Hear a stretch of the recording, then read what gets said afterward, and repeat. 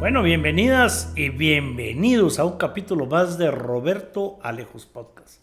Ya saben qué les voy a decir, no se vale. No se vale que no se quede hasta el final, no se vale que le cuente o que le deje de contar, mejor dicho, a sus amigos y amigas, que este podcast es, además de contar un montón de secretos, didáctico. Tratamos de explicar qué está pasando y por eso buscamos personalidades que saben de la materia. Así que no se vale que no hubiéramos tomado en cuenta a alguien experto en la materia, ¿verdad? Javier Monterroso, ¿verdad? Gran amigo. Javier es abogado, notario, es doctor en Derecho, pero además fue el secretario privado del Ministerio Público en una época muy difícil. Claro que no a doña Consuelo, Sí, por ¿verdad? favor, Para dejarlo bien claro. No. ¿Verdad? Pero además es catedrático de la Universidad de San Carlos en Derecho Constitucional. Eso nos ha hecho tener bastantes reuniones con todos los demás. Recientemente le preguntaba al personal de Transdoc, la feria virtual de empleo en Guatemala, cuál es la diferencia con otras empresas. Y me decían, en Transdoc dignificamos a los candidatos. Y es que realmente hemos deshumanizado el proceso de contratar personal, y en Transdoc la forma es diferente. En Transdoc se trata a la persona que está aplicando como debe ser, como un ser humano. Y eso también ayuda a las empresas que quieren contratar. En Transdoc realmente se trata a la persona con dignidad. Pruebe, porque realmente el éxito no llega solito. Hoy, el tema ¿cuál es? ¿Verdad? Ligia Hernández, entiendo yo que es la secretaria o era la secretaria de organización del Partido Semilla, diputada en la legislatura pasada, ahora era la mera del Instituto de la Víctima, ¿verdad? Pero fue detenida junto con otras personas que han estado siendo detenidas del Tribunal Supremo Electoral, etcétera, etcétera, en este caso de corrupción Semilla, entiendo que es el nombre del caso. Pero sorpresivamente, de la noche a la mañana, aceptación de cargos. Aquí todavía no sabemos qué cargos aceptó y qué implica, pero Javier, muchas gracias por aceptar la tacita de café, la charla, y no se vale que yo no te pregunte qué es aceptación de cargos. Empezamos por explicar la ley, de dónde viene, cuál fue su origen, ¿verdad? Muy bien, pues primero muchas gracias por la invitación, Roberto. Siempre un gusto platicar con vos y con tu público de estos temas. Mira, el tema de aceptación de cargos es una ley que permite una figura que es la del arrepentido, ¿verdad? Una figura que ya ha sido regulada en muchos países del mundo, aquel miembro de una estructura criminal que decide colaborar con la justicia. Pero en este caso hay varias diferencias en la ley de aceptación de cargos. A ver, todo viene de un modelo que los Estados Unidos usa mucho, el plea bargain,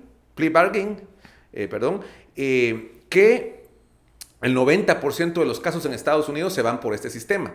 ¿Qué implica este sistema? Que es el acusado el que reconoce haber cometido un delito y como lo reconoce, automáticamente se le bajan las penas. En algunos casos en Estados Unidos hasta le cambian de delito. Por ejemplo, si iba por asesinato, termina siendo juzgado por homicidio. Si iba por una violación, lo terminan juzgando por abusos deshonestos, por poner un ejemplo. Esto se hace en Estados Unidos a solicitud del fiscal. ¿Qué fue lo que pasó aquí en Guatemala? Iván Velázquez, cuando estaba al frente de la CICIG, tenía la gran crítica de que no tenía condenas, que tenía muchos casos investigados y mucha gente en prisión preventiva, pero no había condenas. Y luego tenía el otro caso importante para él, que era el de financiamiento electoral ilícito, donde estaban vinculados varios empresarios de los grandes. Entonces, pero de verdad grandes en Guatemala, ¿no? Estamos hablando de las grandes empresas que financian los partidos políticos, grandes ligas. Y lo que él quería era un mecanismo que le permitiera tener condenas rápidas y a la vez permitiera bajar las penas a tipos de sindicados como estos grandotes empresarios, ¿verdad? Él quería condenarlos, pero que no pasaran tiempo en la cárcel, con penas pequeñas, ¿verdad? Y además, él tenía la idea de que también colaboraran con información para otros casos. Se tuvieron mesas de discusión con él. Otras personas y yo le dijimos que esa ley no era una buena idea aplicarla en Guatemala. Primero que era innecesaria, porque en Guatemala ya teníamos la ley contra la criminalidad organizada, la ley contra la delincuencia organizada, donde ya se encuentra la figura de colaboración eficaz. Sí. ¿Verdad? Ustedes la aprobaron en el Congreso época, claro, sí. cuando fuiste presidente del Congreso. Entonces ahí ya se establece la figura del arrepentido y se le rebaja la pena siempre y cuando colabore contra la persecución de estructuras criminales.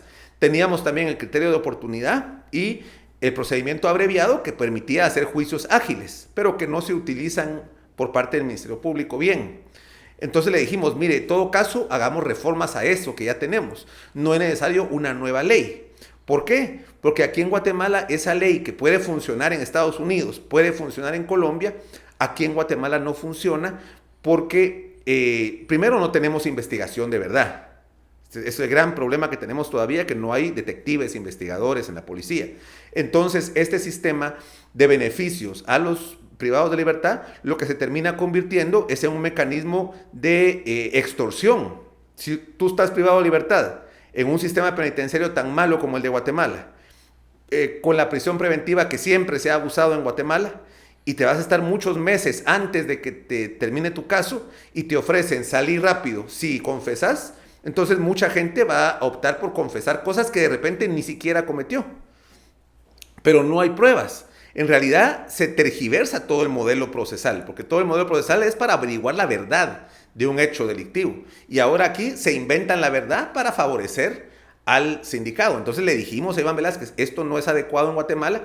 Él siguió con su idea, la presentó al Congreso, y el Congreso a su vez, cuando la recibe, se aprovecha de esta ley y crea un Frankenstein, porque eso es lo que es eso, un Frankenstein jurídico, con pedazos de un lado, pedazos de otro, que se convierte en una ley que beneficia a los vinculados a casos de corrupción, porque estos que sí han robado, que sí han hecho corrupción con el Estado, al aceptar cargos se les rebaja una pena mínima, ridícula. Y no queman a nadie, no hay ni nada. Exacto, y ese es lo peor, que como ya no hay la obligación de colaboración eficaz, ya no se está aplicando en estos casos la ley contra la delincuencia organizada, porque ahí tendrías que quemar a los demás para que te beneficien. Claro. En cambio, en esta ley quedó como un derecho.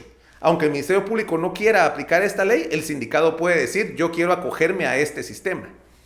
Y termina beneficiándose a los grandes corruptos y persiguiéndose a personas que están siendo criminalizadas por pertenecer a un partido político, por ser de la oposición al Ministerio Público, están siendo perseguidas y ellos van a tener que aceptar los cargos porque si no pasan años en prisión. Claro, mire, un poquito en la parte didáctica, si usted ve aquellas series de CSI, ¿verdad? Que ahí esa investigación que uno ve en estos capítulos que a mí me encantan, si ustedes ven, ellos reportan al fiscal. Sí. Es el Ministerio Público el que encargado, no es la policía, es el Ministerio Público el que debería tener ese equipo de detectives, de investigadores, con el apoyo, por supuesto, de la policía y las demás autoridades. Pero ahí es donde se debería hacer la investigación que en Guatemala no hacemos. Exacto. Eso hay que dejarlo claro. En aquella época era Carlos Castresana el encargado de la CICIG, ¿verdad? De esa comisión contra la impunidad. Y pues habían mesas de trabajo adentro del Congreso, no eran escondidas, porque en este país no era permitida las escuchas telefónicas, no era permitido declarar atrás de un vidrio, como gusta en las películas, ¿verdad? Para que no lo reconozca el delincuente, no había la protección a testigos, o sea, había una serie de temas que se trabajó con el Ministerio Público, la CICI, como debe ser, y se fueron haciendo esos cambios que ayudan. Ahí hubo gente como Oliverio García Rodas, que él fue el que trabajó esa ley de la delincuencia, uniendo varias al mismo tiempo, y se quedó. Esta ya fue de Iván Velázquez, ¿verdad? Sí. Y hay otros ejemplos, ¿verdad? FOPA creo que es uno de los... Bueno, ¿verdad? De los que han sido afectados por esta ley. Sí, recordemos que Juan Francisco Solórzano Fopa, ex director de la SAT, superintendente de la SAT, él era abogado de Chepe Zamora y aparte fue denunciado por una periodista y fue denunciado por otros casos y él terminó aceptando 3 delitos. Fue condenado en aceptación de cargos por 3 delitos distintos, ¿verdad? Y él cuando dio declaraciones, lo que dijo fue que tenía que haberse confesado culpable para no seguir preso, porque hubiera seguido preso años. Sí, pues. ¿Verdad? Y es un caso paradigmático de cómo ha sido utilizada una ley para obligar a personas a que confiesen acciones que pueden haber o no cometido. Pero si hubiera sido un proceso legal, primero estas personas hubieran podido, si demuestran arraigo, si demuestran que no tienen posibilidades de huir o no quieren huir, no van a obstaculizar la verdad, podían haber llevado su caso en libertad, ¿verdad? Pero como la prisión preventiva es la regla y no la excepción en Guatemala, si combinas prisión preventiva interminable y prorrogable y sin posibilidades de apelarse efectivamente, porque las salas y los jueces en lo penal sobre todo están coludidos, si a eso le sumas una situación del sistema penitenciario donde peligra tu integridad, tu vida, y esta ley que te permite salir antes, aunque tengas que confesar, van a confesar, ¿verdad? Las personas van a terminar confesando que cometieron delitos. Digamos, hablemos del caso de Chepe Zamora, por ejemplo. Ahí, digamos, Solórzano Fopa, para él hicieron esa Bartolina de metro y metro por metro y medio. Tenía muchísimos enemigos producto de haber estado en Assad, sí, ¿verdad? Y entonces todo el mundo feliz de que estuviera ahí. El caso del mismo Chepe Zamora, que no ha aceptado los cargos, pero realmente no tiene visitas. Y, en fin, hay una forma de presionar para que paren aceptando cargos. Claro, y en este caso, por ejemplo, que Solórzano Fopa acepta cargos cuando era abogado de Chepe Zamora, y él acepta el cargo que junto con el primo de José Rubén Zamora presentaron pruebas que no eran verdaderas para liberar a José Rubén por el dinero que supuestamente recibió José Rubén, que no se sabe todavía el origen. ¿Verdad? Ellos dijeron que fue de venta de unas pinturas. Entonces, cuando los atraparon, cuando los presionaron, ellos terminaron aceptando cargos diciendo que sí es cierto, que no era el dinero, no venía de ahí. Entonces, ¿cómo queda José Rubén Zamora? Si su abogado y su primo ya confesaron de que no era esta prueba real. Entonces, la aceptación de cargos, aunque no obliga a entregar a otras personas, como sí lo hace la colaboración eficaz, los productos de la aceptación de cargos pueden terminar afectando a otras personas que están vinculadas a los casos, ¿verdad? Como es este caso de José Rubén Zamora. Claro. Entonces, digamos, partamos de ese tema. La ley no era necesaria porque está la de colaboración eficaz, sí, el colaborador eficaz, que tiene que aceptar los cargos y colaborar para perseguir a los demás implicados. Sobre todo la idea era al tema del crimen organizado en términos generales. Exacto. En esta aceptación de cargos, ¿verdad? Se toma en cuenta, aunque no hayan más implicados, o sea, no tienen que ayudar a la justicia a atrapar a los grandes que están atrás de los pequeños que están presos o algo por el estilo, y entonces sirve para dos cosas. Una, ha servido para dejar con sentencias leves, pequeñas, y sacar de la cárcel a gente, sobre todo gente acusada de corrupción, por decirlo de algún lado, y por otro lado sirve para presionar con un sistema penitenciario terrible como el que tenemos aquí, en donde la gente puede estar como que fuera un hotel de 5 estrellas o puede estar como que estuviera en el puro infiernito, como se llamaba la cárcel que ahora desapareció, ¿verdad? Y abusando de la prisión preventiva. Entonces hay un mal uso. Producto también de ese sistema de administración de justicia, Javier, que seguimos en un sistema grave, la elección de magistrado, las cortes, terrible, ¿verdad? Sí, lo resumiste exactamente como es, ¿verdad? Y el problema fue que, en este caso, Iván Velázquez, recordemos, cuando él estuvo en el apogeo de su poder, pues el Congreso hacía lo que él quería, ¿verdad? Ya no estaba, creo yo, como diputado en ese momento, pero teníamos a Mario Taracena, presidente del Congreso, que cualquier cosa que presentara a Iván Velázquez, que presentara Todd Robinson, él decía, me llegaron instrucciones en inglés. Aprueban a que las instrucciones vienen en inglés. Y mira qué leyes aprobaron en ese momento, todas han sido fatales. La ley de aceptación de cargos, las reformas al Ministerio Público que no permiten sacar a la fiscal, que es más fácil sacar al presidente que a la fiscal general, también es de ese mismo año, 2016. Sí. Y las reformas a la ley electoral y a partidos políticos que no permiten la campaña anticipada, pero que por no permitir la campaña anticipada no pueden ni hablar los políticos de los problemas nacionales, también es de esa época.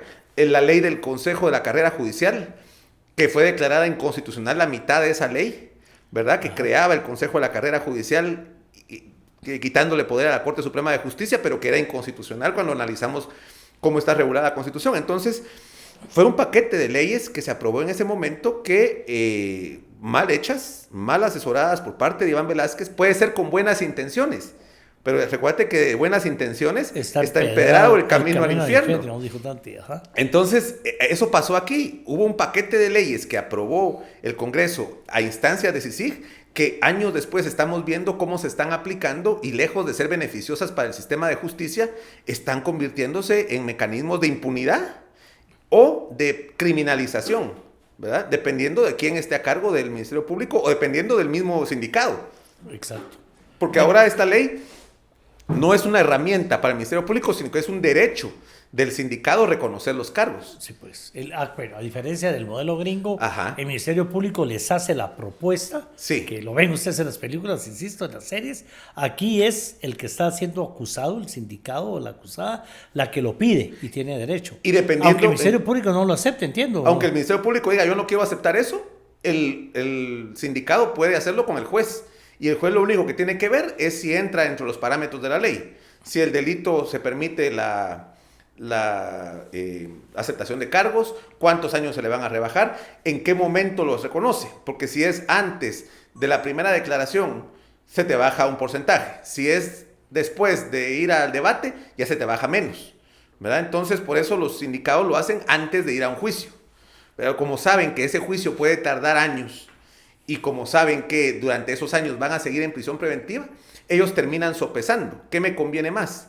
¿Enfrentar un juicio donde no sé si voy a ganar o no? ¿O aceptar cargos y salir? En el caso de Ligia Hernández, sabemos que tenía hijas pequeñas, que no estaba trabajando, que estaba dejando de recibir dinero en ese momento, que le hacían falta a sus hijas, se había enfermado. Entonces, si nos ponemos a pensar, si a usted lo acusan de un delito, ¿qué hace? Y hablemos con claridad. El fracaso de Semilla en el tema de las Cortes, que no logró ni siquiera que le cambiaran al juez para que hubiera un juez neutral. No estábamos hablando, y lo dijimos aquí en una entrevista, el tema de elegir cortes no era, estas cortes son de Doña Consuelo y de la gente de la CC o qué sé yo, de Néstor, para ser concreto, para no atacar a toda la CC, y ahora escojamos gente que sea semillera. No, se trataba de buscar gente neutral, que fuera objetiva. Semilla no logró ni eso, ni siquiera que le cambiaran al juez, ¿verdad? Al juez que va a su caso. Claro, ¿verdad? Entonces, cuando vemos un sistema de justicia como este, donde las magistraturas en su mayoría están cooptadas, ajá, donde la elección se sigue haciendo por parte del Congreso, de magistrados de sala, que eso es una anomalía en el sistema latinoamericano. Somos el único país que elige magistrados de sala por parte del Congreso, cuando eso debería ser de carrera. Eso no debería ser una decisión política, ¿verdad? Tenemos una justicia totalmente politizada desde la concepción del modelo.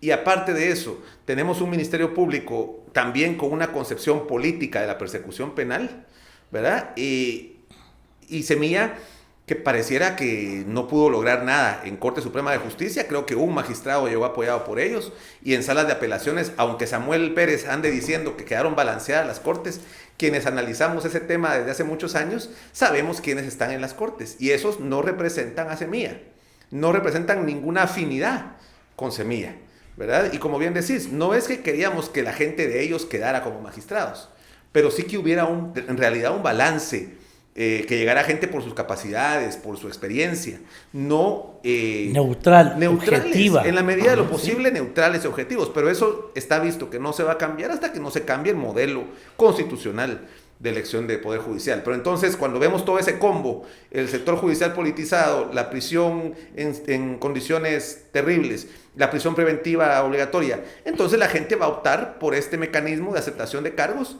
Ya seas inocente, pero querés salir rápido antes de que termine tu juicio para salir pronto, que no pasar años ahí, a menos de que seas un mártir tipo José Rubén Zamora, ¿verdad? Que a él le conviene más estar preso porque no va a aceptar cargos. Él se sigue victimizando a partir de que está preso y está siendo perseguido.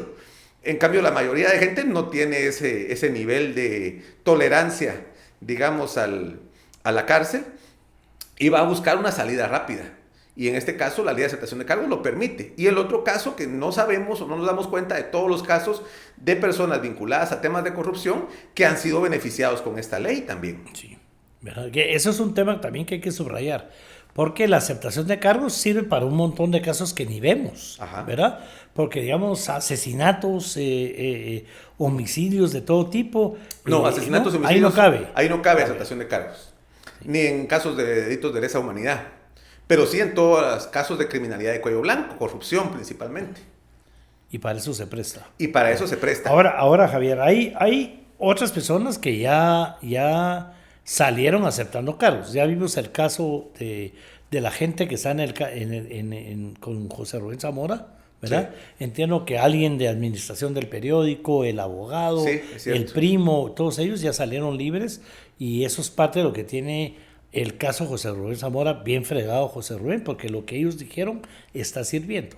Hay gente, sirvió para los empresarios estos, que fue cuando realmente se creó la ley, ¿verdad? Ahí el financiamiento no reportado, hubo un cambio de un delito, salieron un tiempo, después ya fueron declarados inocentes porque ese delito no existía cuando ellos cometieron este caso. Pero hay gente del Tribunal Supremo Electoral que también ya pasó por esa etapa o está por pasar, ¿o no? Sí. ¿verdad? Sí. Hay bastante gente que salió. Es que ahí hay otro elemento importante, que ahora los jueces se han dado la tarea de poner todos los casos en reserva. Ajá. Cuando en realidad la ley habla también de la reserva como una excepción. La mayoría de casos tienen que ser públicos. Pero ahora los jueces están utilizando el artículo que dice reserva de la ley y obligan a salirse a la prensa, incluso de debates. Y cuando piden información sobre el caso, recuérdate que en el caso de Semilla, por ejemplo, pasaron meses sin conocer la totalidad de qué los estaban acusando. Entonces esto ya parece como el libro de Franz Kafka, que se llama El Proceso, donde una persona llega a ser condenada y ni siquiera sabe por qué, porque no sabe ni de qué estaban acusándola, ¿verdad? Entonces son juicios sin auditoría social, sin publicidad, y que terminan negociándose entre Ministerio Público, juez y un sindicado. Y muchas veces los sindicatos de gran corrupción terminan entre ellos quedando de acuerdo con el Ministerio Público y con el juez. Y insisto en que eso era innecesaria, esta ley, porque ya teníamos la ley contra la criminalidad organizada, que era una herramienta muy positiva que permitió bajar un montón las muertes violentas. Cuando vemos desde la aprobación de la ley contra el crimen organizado es que empiezan a bajar las muertes violentas en Guatemala, y la creación del INASIF y otro tipo de cosas que sí permitieron una mejor investigación. Pero ahora cambiamos ese modelo que estábamos mejorando por un modelo de impunidad. Bueno, hoy quiero compartir con ustedes que estoy realmente muy contento porque tenemos un nuevo patrocinador. ¿Por qué estoy contento? Porque Pipas Bread es una empresa que me ha cuidado. Cuando yo bajé de peso necesitaba realmente seguir comiendo sano, pero con buen sabor. Y Pipas Bread tiene ese toque realmente de la comida hogareña con toque gourmet. Pruébelo, aquí está el contacto, de verdad funciona, es sabroso, tiene ese sabor de hogar con ese toque gourmet y tiene varios servicios, incluyendo servicio a domicilio. Terrible. Pero, y viene más, ¿verdad? Porque en el Tribunal Superior Electoral acaban de detener a ¿cómo se llama? Muñoz, que es el registrador, y relacionado siempre con este tema. Entonces, es verdad lo que dice Samuel, de que no tuvo acceso a información de qué lo estaban acusando o de qué estaban acusando a Semilla, de que nunca le dieron copia de los papeles, que estuvo preguntando, que acudía al tribunal y no daban caso. O sea, esa parte sí es cierto, ¿verdad? Pues pareciera que sí, y no solo es en el caso de Semilla, ¿verdad? Ajá. Es en un montón de casos que las personas no están teniendo acceso a esto porque están basándose en el tema de la reserva de la ley, la reserva de la investigación. Pero esto es una excepción que plantea el Código Procesal Penal. La idea era que en casos muy concretos se hiciera, ¿verdad? Ahora se está aplicando a un montón de casos, y entonces la prensa no está teniendo acceso a la información, y los mismos sindicados tampoco tienen acceso a la investigación, ¿verdad? Entonces al final te terminan obligando a que aceptes los cargos, ¿verdad? Cuando estás en una situación. Por otro lado, si estás en una gran corrupción, te favorece aceptar el cargo y salir temprano. Hasta las penas son ridículas lo que tenés que pagar. Casos donde se han robado millones de quetzales y terminan pagando miles de quetzales. No salen las cuentas ni para eso, ni ¿verdad? Para eso, ni para pagar los gastos. Esa parte de la reparación. Ahora, una periodista me decía que muchos casos de violencia contra las mujeres se están resolviendo por aceptación de cargos. ¿verdad? Y habría que sopesar si en esos casos sí es positivo. Apurar los casos, lograr una reparación digna, entonces ya se aceptan los cargos y le dan menos de 5 años, entonces ya es conmutable. Entonces es conmutable, entonces también ahí tenemos que sopesar el caso de que él siga aportando al tema familiar, ¿verdad? Si está preso, no va a pagar la manutención de sus hijos, etcétera. Entonces podría ser que en ese tipo de casos sirva para apurar las respuestas. Yo insisto en que para eso está el procedimiento abreviado, para eso está el criterio de oportunidad. Pero se están aplicando por ahí algunos casos. El colaborador eficaz, que yo insistía en el colaborador eficaz es una de las herramientas más importantes que se aplica a nivel mundial. Con esa figura eliminaron a la mafia italiana. Exacto. Con esa figura eliminaron a la mafia en Estados Unidos, con la figura del arrepentido, del colaborador eficaz. Claro, ¿verdad? Y ahí viene todo el sistema de protección de testigos, protección del colaborador eficaz. Exacto, y cuando lo combinas con un sistema eficiente de protección de testigos, se convierte en una herramienta indispensable. Pero en casos de corrupción, la CICIG, hay que decirlo, también abusó de la figura.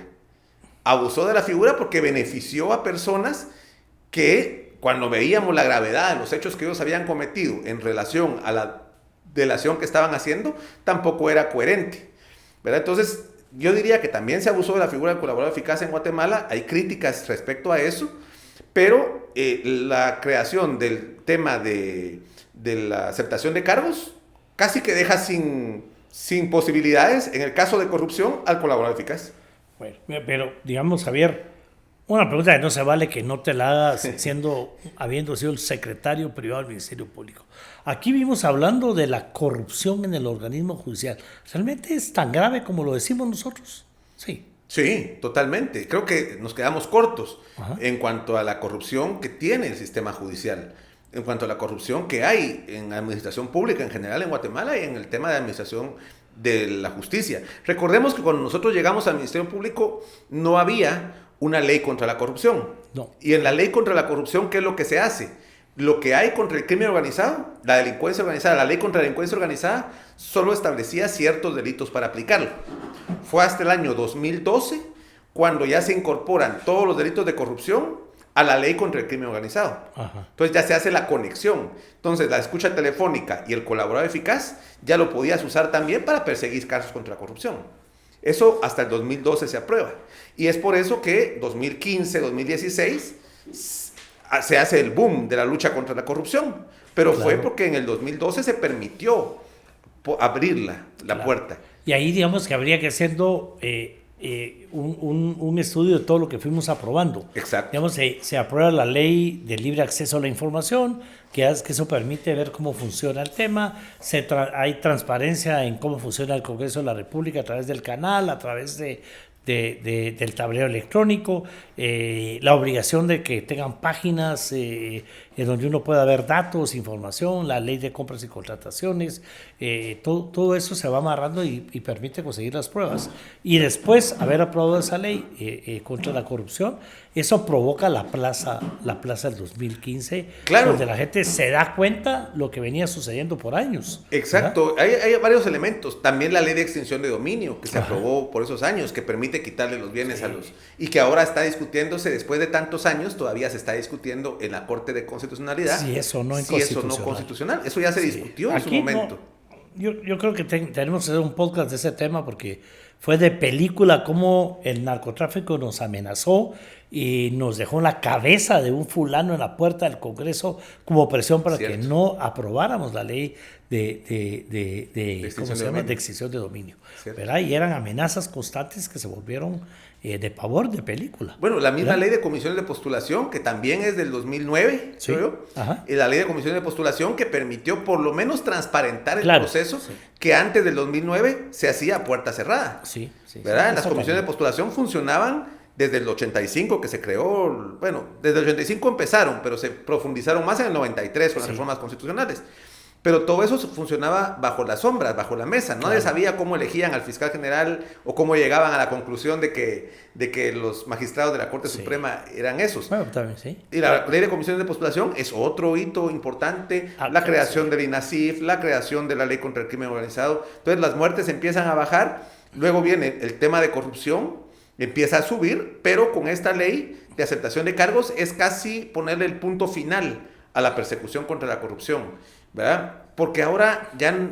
Me agarraron, lo acepto, acepto, me dan 1 año, 2 años y tengo que pagar algo suavecito. Y es 1 año. Y la gente queda libre. Y recordemos que si la pena es menos de 1 año o 1 año, se la pueden suspender. O sea, ni siquiera pagas. Y si son menos de 5 años, es conmutable. Entonces pagas una cantidad relativa por día. En lugar de estar en la cárcel, pagas por día, ¿verdad? Y son cantidades pues acabo menos de estar quetzales. precisamente en un evento contando esta historia de cómo aprobamos la ley de comisiones de postulación, para decirle, porque hablamos mucho de que hay que cambiar la ley de comisiones de postulación, hay que cambiar la forma de elegir las cortes, sí. Pero la ley de comisiones de postulación sirve para el PDH, para un montón de cargos más, y no es solo así que la vamos a quitar y dejar de hacer transparentes los temas. Claro. ¿Verdad? Pero Javier, a mí, para regresar al tema, hay otra cosa que me preocupa y es todo lo que declaró Ligia Hernández, así como que declararon la gente de Chepe Zamora y en otros casos, el Ministerio Público, el fiscal, lo puede usar en contra de Semilla, ¿verdad? ¿O no? Porque eso es lo que viene, digamos, o sea, pone en peligro realmente al partido Semilla, pone en peligro a Samuel Pérez y demás dirigentes del tema Semilla. Yo oí a Samuel decir, y tiene absolutamente toda la razón al decir que el derecho penal es personal. Entonces lo que ella declaró es solo de ella. Pero lo que ella dio, lo toma en cuenta el juez. Exacto. Es que aquí tenemos una cuestión. En teoría, tiene razón. La responsabilidad penal es personal, ¿verdad? O sea, si alguien acepta cargos, eso no significa que al que están acusando junto con él tenga que aceptarlos también o tenga que ser juzgado de la misma forma. Otra vez volvemos al caso de Chepe Zamora. Su abogado acepta los cargos y él, que es el defendido, no los acepta. Pero para el juez que está viendo ese caso, no se puede separar. Es el mismo juez el que está viendo el caso de Ligia que el que está viendo el resto del caso de Semilla. Sí. Entonces, si yo como juez veo que los del Tribunal Supremo Electoral ya aceptaron la culpa, la que era secretaria de organización ya aceptó la culpa también, entonces no hay mucho que, digamos, dificultad de entender que este juez, por lo menos, va a vincular los casos, ¿verdad? Por lo menos el juez de primera instancia. Ajá. Va a vincular los casos y va a decir, entonces, si estos aceptaron, tiene que ser real toda la acusación del Ministerio Público. Claro, si los del tribunal dijeron que sí, si la secretaria de organización dijo que sí, pues lo lógico es que fulanito, menganito, que también están siendo juzgados, también lo hicieron. Exacto, entonces seguramente los van a mandar a juicio. Seguramente a partir de esto va a volver el Ministerio Público a pedir la cancelación del partido Semilla y seguramente van a pedir el antejuicio contra Samuel Pérez y podría ser incluso contra Bernardo Arévalo, porque recordemos que Bernardo fue secretario general de Semilla, sí, ¿verdad? Entonces habría que ver los tiempos. Sí. ¿Qué fue lo que ella aceptó? ¿Quiénes eran el secretario general en ese momento? Ajá. Tenemos información limitada, porque como te digo, no se han todavía transparentado qué fue lo que ella aceptó y a cambio de qué. Y hasta dónde llegó. Y hasta dónde llegó en su aceptación, ¿verdad? Porque aunque no sea obligatorio incriminar a otros, porque no es la ley de colaboración eficaz, pero tu declaración, tu aceptación, sí puede vincular a otros. Claro. Y a partir de esa vinculación, el propio juez puede pedirle al Ministerio Público o el Ministerio Público pedir de oficio que a partir de esa información se inicie la persecución contra otros implicados. Contra otros y que no sabemos quiénes son. Yo lo que he podido investigar, no está incluido el presidente Arévalo por los tiempos en que fue, pero sí estamos hablando de un Samuel Pérez, estamos hablando de otros diputados, funcionarios, donde pues se enciende la luz roja, ¿verdad? Claro. Claro, porque a raíz, como no sabemos qué dijo, qué contó, hasta dónde llegó, ¿verdad? ¿Puede el juez, en vez de esa suspensión que tiene del partido Semilla, pedir que sea cancelación? Bueno, al final la cancelación del partido ya es una resolución específica del Tribunal Supremo Electoral, ¿verdad? Lo que dijo la Corte de Constitucionalidad en su dictamen al final, porque recordemos que este tema fue sometido a control de la Corte de Constitucionalidad. ¿Puede un juez suspender un partido o no? Ajá. Y la Corte dijo, en el marco de la ley contra el crimen organizado, sí puede hacerlo. Ajá. ¿Verdad? La cancelación del partido ya es un proceso que depende del TSE. Pero, volvemos otra vez, si en base a esta confesión el juez vuelve a plantear al Tribunal Supremo Electoral, mide lo que nos está confesando la exsecretaria de organización, la diputada, está confesando temas de financiamiento no registrado. Entonces tenemos que ir a ver cuál es el castigo al partido de financiamiento no registrado. Sí. Bueno, no sabemos, porque al final lo que dice en las noticias y lo que sabemos es que aceptó todos los cargos que el Ministerio Público lo estaba acusando. Entonces, ¿verdad? Pero ¿por qué el Ministerio Público la acusa de temas de financiamiento y no de temas de afiliación, que era lo que sabíamos hasta cierto momento? Recordemos que el Ministerio Público tiene varios casos contra Semilla. Uno de ellos es por financiamiento electoral, donde quisieron vincular también por lavado de dinero, por el financiamiento que había dado el actual ministro de Comunicaciones, Félix Alvarado, a favor de Bernardo, un préstamo, ¿verdad? En ese fue un intento del Ministerio Público, pero el Ministerio Público tiene como 3 o 4 casos abiertos contra Semilla. ¿Cuál de todos será el que va a pegar? Porque yo siento que va a venir una segunda ola de persecución penal contra el movimiento Semilla a partir de esta declaración. Usando el mismo juicio, no hay necesidad de abrir otro nuevo, porque aquí con esta declaración y aceptación de cargos, el juez tiene de sobra. Sí, el juez mismo puede decir, certifíqueselo conducente contra tal persona por lo que se desprendió de esta declaración, o el mismo Ministerio Público puede iniciar de oficio la investigación contra esa persona basado en la información que obtuvo en relación a la investigación. Porque, insisto, aunque no se vincule directamente, pero la información que obtenés de esa forma sí te puede servir para generar un caso de persecución penal. O sea que aquello que habíamos dicho de no se preocupen con las nuevas cortes, por lo menos la persecución se acabó, fallamos. Habría que ver y esto va a venir en los próximos meses. Ajá. Se van a llevar este tipo de procesos y ahí vamos a ver si en verdad las cortes realmente tienen algún balance o no cambió nada o cambió para peor. Por lo menos este es el mismo juez.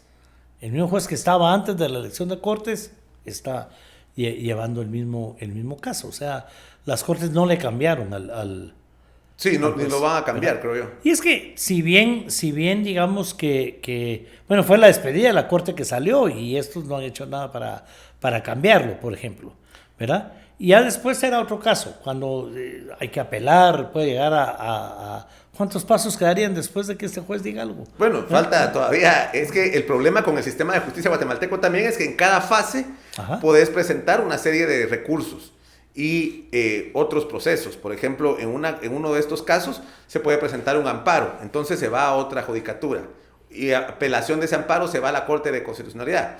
Y cuando la Corte de Constitucionalidad dice que no, regresa otra vez al curso normal. Entonces ya presentan apelación. Y otra vez lo mismo. Si la apelación dicen que no, presentan amparo. Y si amparo, es una cosa de no terminar. Otro de los grandes problemas que tiene el sistema de justicia guatemalteco. Hay esas recusaciones, todo. Y ahí es donde sirve. Bueno, y las recusaciones también. Sí, pues. Recusaciones, te las rechazan, presentas amparo. Y te las rechazan el amparo, presentas apelación de amparo. Entonces hay casos de conflicto armado donde hay 50 y pico de procesos de amparos presentados en un mismo caso.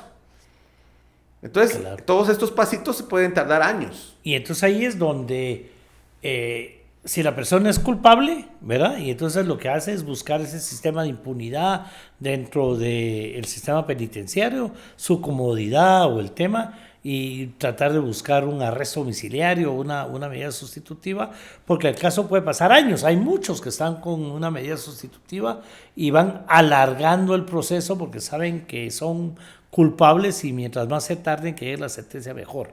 Pero lo mismo sirve del otro lado, entiendo, Javier, ¿verdad? Sí, en este caso recordemos que, por ejemplo... No te doy la medida sustitutiva y te lo hago largo y largo y largo hasta desesperarte. Exacto, ella misma había solicitado una medida sustitutiva que fue denegada por la sala.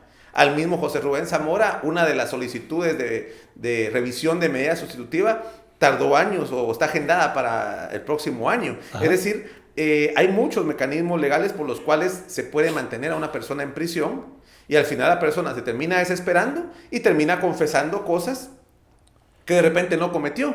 Y ese es el problema con este tipo de instituciones legales como la aceptación de cargos, ¿verdad? Porque al final, pongámonos en el lugar de una persona que está privada de libertad, sin poder trabajar, con su familia afuera, que quisiera poder defenderse pero no estando preso, sino que estando en una medida sustitutiva, pero se le deniega sistemáticamente y no tiene mecanismos de apelación efectivos para que puedan revisar realmente la decisión del juez, ¿verdad? Entonces, al final termina mucha gente quebrándose y termina confesando delitos.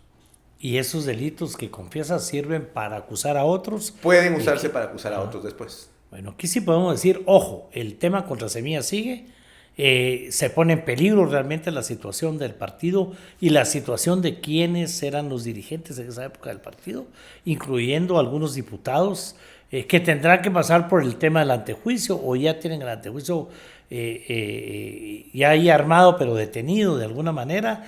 Es un tema difícil, pero sí revive. Sí, revive sí, un tema del que revive creímos que habíamos salido ya, que era esa persecución contra miembros de la bancada del partido de gobierno, básicamente, o contra fundadores que incluso andan en el exilio, ¿verdad? Exacto, porque recordemos que la gente que está en el exilio y que ahora con la llegada de Trump a Estados Unidos va a ver también complicada su propia situación de permanencia en ese país, según lo que el mismo Trump ha anunciado, revisión de exilios que se han concedido. Hasta entre las promesas de campaña de Trump. Está entre las promesas de campaña de Trump revisar la situación migratoria de personas que los jueces han permitido entrar a Estados Unidos, ¿verdad? Entonces, la situación se va a complicar en los próximos meses, creo yo, para las personas que están en un aspecto cercano al movimiento Semilla o cercanos también a la lucha contra la corrupción.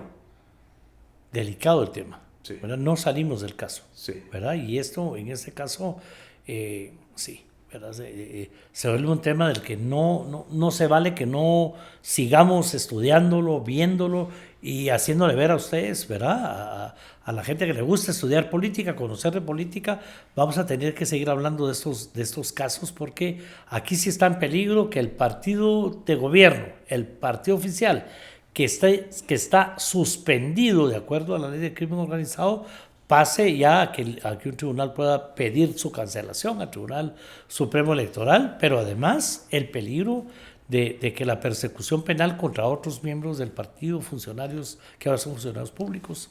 Bueno, ya que lo mencionaste, quienes discutimos el tema de la ley contra el crimen organizado, Ajá. desde sociedad civil y desde el Congreso, nunca creo yo que nos imaginamos que iban a utilizar una figura cuyo objetivo era perseguir organizaciones criminales que tenían fachadas de empresas privadas, ¿verdad? Porque ese artículo está pensado en eso, en cancelar la personalidad jurídica de una empresa que se está utilizando como forma de fachada para una organización criminal, sí, de narcotráfico, de crimen organizado, de tráfico de personas, ¿verdad? Que a veces tienen estructuras financieras legales.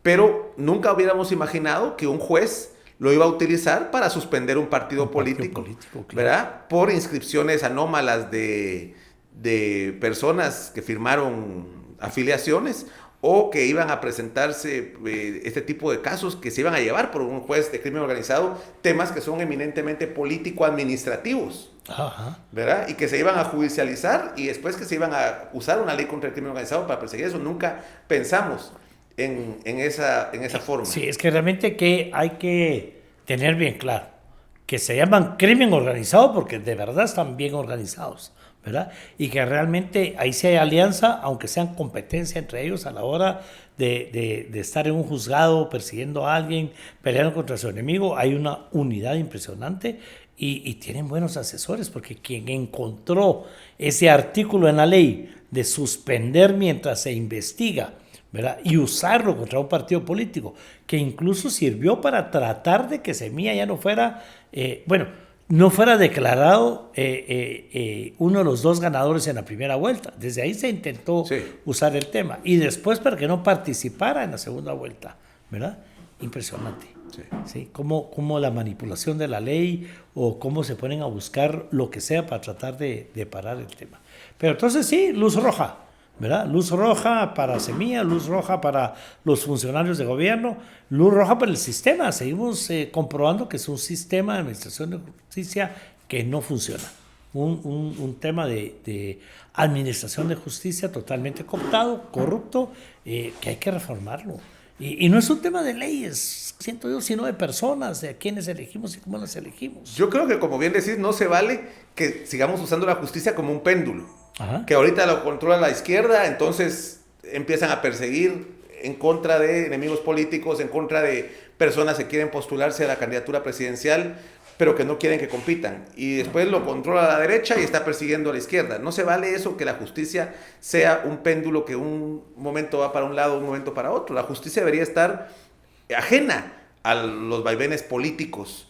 Y eso solo se va a lograr con una reforma constitucional, ¿verdad? Que permita ahora sí elegir magistrados en base a capacidades, en base a un proceso de mérito, en base a unos exámenes de oposición, ¿verdad? Que los primeros calificados sean los que lleguen a los espacios de poder. Veamos las últimas elecciones, esos 80 que entraron de último, Ajá. que a últimas horas de la noche pudieron meter, la mayoría de ellos fue electo por el Congreso de la República como magistrados. Y varios de los que están en primer lugar no entraron como magistrados, Ajá. ¿verdad? Porque ahí, digamos, punteo alto y ni siquiera pasaron a las finales. O punteo alto sí pasaron a las finales y el Congreso ni siquiera los volvió a ver. Exacto, porque la decisión fue política al final de cuentas. Y, bueno, interesante, pero preocupante y urgente que hagamos reformas en ese sentido. Sí. ¿Verdad? Y aquí sobre todo es importantísimo que no perdamos de vista lo que está pasando porque vienen días difíciles para el sistema de partidos políticos que se está viendo afectado por la persecución que hay contra Semilla y en este caso utilizando la administración de justicia y las leyes que están ahí, ¿verdad? Quiero recordarles una vez más Anestil Gotas. Nada mejor para el dolor de oídos y el dolor de muelas, la mejor anestesia. Lo encuentra en sus farmacias preferidas. No se vale que seamos irresponsables. Hay que hacer el amor con tranquilidad, pero sobre todo con responsabilidad. Masculán, un preservativo de marca alemana. Pruébelo. Lo encuentra en tiendas de conveniencia y en sus farmacias. Un mensajito, Javier, para levantar el ánimo o para estar más alerta o una advertencia. ¿Cómo te querés despedir de este análisis de alerta, lo llamo yo? ¿Ah? Bueno, yo creo que un tema en este caso ha sido la reacción de las redes sociales. Yo creo que eso genera cierta sensación de que la gente todavía está pendiente de estos temas, de que la gente está analizándolos, que es crítica, que la gente está interesada en estos temas y eso siempre es algo positivo. Estamos viendo que los jóvenes, los famosos politokers, los youtubers, se meten a los temas, estudian, analizan y yo creo que esa es la importancia de espacios como este que tenés, donde se puedan discutir este tipo de cosas con un poco más de nivel de profundidad para que las personas que no han estudiado a fondo estos temas también tengan una visión más amplia y conozcan más la problemática y si nos damos cuenta de lo peligroso que es, como bien decís, una alerta de cómo puede ser utilizado una institución para generar impunidad o para generar criminalización, ¿verdad? Juntos podamos empujar por las reformas, juntos podamos empujar por los cambios que necesita el sistema de justicia. Muy bien, pues es urgente el tema, como muchos temas más, pero este para mí siempre ha sido un tema urgente, pues no fue esa la intención de los constituyentes. Hemos hablado re mal de las reformas y vamos a seguir hablando de las reformas constitucionales del 93, ¿verdad? Grave el tema y aquí estamos pagando las consecuencias de eso y pagando las consecuencias de la legislación casuística que fue en este caso ante ciertas necesidades, ¿verdad? Así que de verdad gracias, Javier, para nosotros.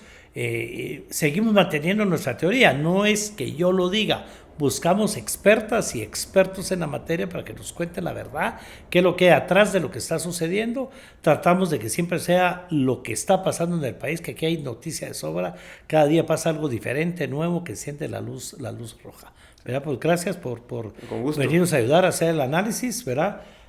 Yo sentí que no ofendimos a nadie, pero si usted se ofendió, no se vale que no me acepte la tacita de café. Una tacita de café todo lo arregla, ¿verdad? Y si no lo arregla, por lo menos lo discutimos y podemos quedar de otra manera. Así que aquí estamos, no se lo pierdan. En serio, no se vale que no lo compartan después de haber visto el análisis que hicimos de la situación y sobre todo la luz roja que se enciende en contra del partido de gobierno y sus funcionarios. Hay que regar la bola porque la población tiene mucho que decir, ¿verdad? Así que atentos y atentas. Nos vemos hasta el próximo capítulo.